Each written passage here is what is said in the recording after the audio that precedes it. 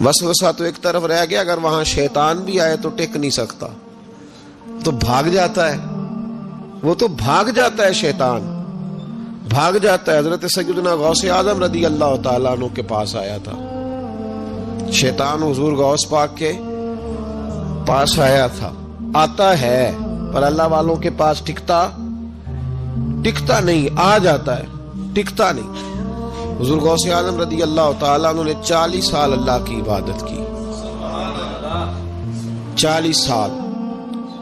یہاں بھی لوگ بڑے پریشان ہو جاتے ہیں، کیسے جی کیسے کر لی؟ تو میں نے کہا قرآن پڑھو، والذین یبیتون لربہم سجدا وقیاما، وہ راتیں گزار دیتے ہیں اپنے رب کے لیے سجدہ کرتے اور قیام کرتے۔ تو یہ قرآن کی نص نے جب بیان کر دیا، تجھے کیسے شک ہو گیا؟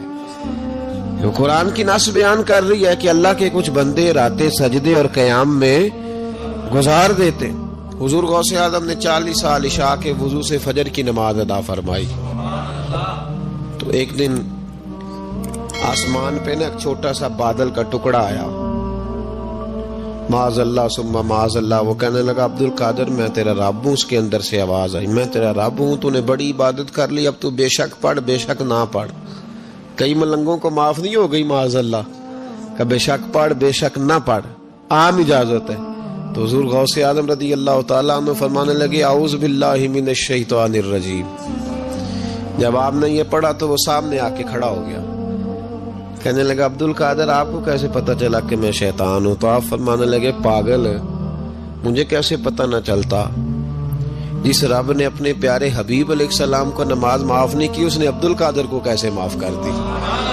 جب حضور کے لیے یہ حکم نہیں آیا کہ محبوب چاہے پڑھو چاہے نہ پڑھو، وہاں تو حکم آیا کہ محبوب تہجد بھی پڑھو، وَمِنَ اللَّيْلِ فَتَہجد بِهِ نَافِلَةً لَكَ، نفع دے گی آپ کو، تہجد بھی پڑھے۔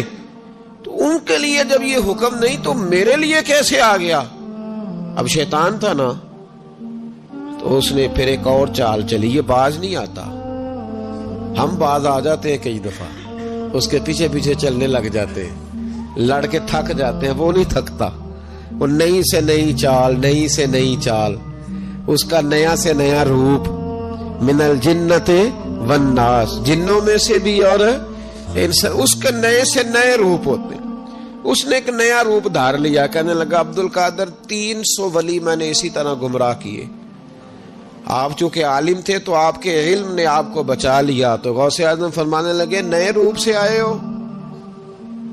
کہنے لگا 300 میں نے گمراہ کیے، یہ تو آپ عالم تھے تو بچ گئے، آپ جانتے تھے تو بچ گئے، میں نے 300 گمراہ کیے۔ تو حضور غوث اعظم فرمانے لگے پھر گمراہ کرنے لگے ہو نیا روپ دھار کے؟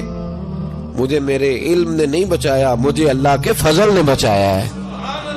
کئی عالم بھی تو گمراہ ہو جاتے ہیں نا، مجھے میرے علم نے نہیں بچایا، مجھے میرے اللہ کے فضل نے بچایا ہے۔ میرے بھائی، میرے عزیز طریقت کے مسافروں، یاد رکھو، سمجھ لو اس بات کو کہ وسوسہ آتا ہے۔ وسوسہ، 2 قسم کے مہمان آتے ہیں، 2 قسم کے مہمان۔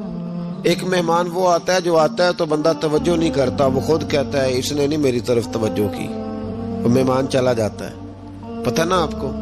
اور جس کو بندہ اٹھ کے سینے سے لگائے اور اس کے ساتھ گفتگو شروع کر دے، وہ مہمان جاتا ہے تو بیٹھا رہتا ہے، وہ تو نہیں جاتا۔ وسوسہ آتا ہے، جو تو توجہ نہ کرے اس کا چلا جاتا ہے، اور جو سینے سے لگا لے، سوچنے لگ جائے، غور کرنے لگ جائے، اس کا وسوسہ بیٹھ جاتا ہے، اسی کے پاس رہتا ہے، دوستانہ کر لیتا ہے، کئی دفعہ تو بالکل مکان ہی ساتھ بنا لیتا ہے، ہر وقت کوئی نہ کوئی بات کان میں، ہر وقت کوئی نہ کوئی بات کان میں۔ کیوں وسوسہ آتا ہے؟ تجھے کیسے آ گیا؟ اس کا یقین کامل ہو، اسے وسوسہ کیسے آئے؟ جس کی توجہ سیدھی ہو اسے وسوسہ نہ چھڑ یار دا بوہا، نہیں تے ہو جاویں گا روگی۔ جیڑی بکری اجڑوں وچھڑی او بگیاڑا جوگی۔ یہ تو بھئی تو اگر اندر رہتا، صحبت کے اندر رہتا، چھتری کے نیچے رہتا، تو پھر وسوسہ تجھے کیسے وسوسہ کس طرح تیرے پاس آیا؟ وسوسہ اس کے پاس آتا ہے جو وسوسے کی جانب توجہ کرتا ہے۔ بہت زیادہ لوگوں کو بدگمانی ہونے لگی ہے، بہت زیادہ وسوسے آنے لگے ہیں، بہت زیادہ خیال ہونے لگا ہے، بہت زیادہ توجہ ہونے لگی ہے، بڑی لوگوں کا معیار اس طرف جائیں، ہر چوتھا آدمی آ کے کہتا ہے برے خیالات آتے ہیں۔ کیوں بھائی برے خیالات آتے ہیں؟ کیسے آ گئے؟ ہمارا تو دل ہی ایک ہے، اور دل میں یار بھی ایک ہے، دوسرے کے لیے جگہ ہی کوئی نہیں، تو وسوسہ کیسے آئے گا؟ ہم تو اس کے دیدار سے ہی آج تک فارغ نہیں ہوئے، تو غیر کی طرف دیکھ کیسے لیا؟ یہ کیسے ہو گیا؟ ممکن کیسے ہوا؟ اپنے آپ کو سمیٹیں، ان وسوسوں سے اپنے آپ کو بچائیں، ان پر قطعی طور پر کوئی توجہ نہ دیں، اور اگر کبھی آ بھی جائے تو میں نے کہا کہ اس کو سینے سے لگانے کی ضرورت، اس کو جھٹک دیں، بات ختم ہو گئی۔ آ جاتا ہے وسوسہ، بڑوں کو آ جاتا ہے، وسوسے آیا کرتے ہیں، آیا ضرور کرتے ہیں، لیکن جو لوگ قابل ہوتے ہیں، جن کا ایمان مضبوط ہوتا ہے، جن کا تیقن مضبوط ہوتا ہے، ان لوگوں کے پاس وسوسے ہمیشہ رہتے نہیں۔ ایک اہم بات اصلاح کی جو سمجھنی بڑی ضروری ہے، آپ کے لیے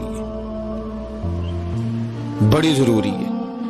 آپ نے یہ غور کرنا ہے کہ وسوسہ آتا کہاں سے ہے۔ کوئی نہیں سمجھ آئی آپ کو میری بات کی؟ نہیں آئی ہوتی تو آپ بڑی دور پہنچ چکے ہوتے ہیں۔ سردی بڑی زیادہ تھی کمرے میں، تو کہیں سے ہوا آ رہی تھی ٹھنڈی، تو اب ٹھنڈ بڑی لگ رہی تھی، تو بندے نے فوراً اٹھ کے بھلا کیا کرنا ہوتا ہے؟ نہیں وہ پتہ نہیں کتوں آ رہی، باری دی تو ابھی گل ہی ہے نا جی۔ اگر تو کھڑکی سے آ رہی ہے تو کس کو بند کریں گے، اور اگر دروازے سے آ رہی ہے تو جی، اور اگر چھوٹے بچے نے پنکھا چلا دیا تو جی، چل پنکھا رہا ہے، بندہ سارا دن دروازہ بند کرتا رہے؟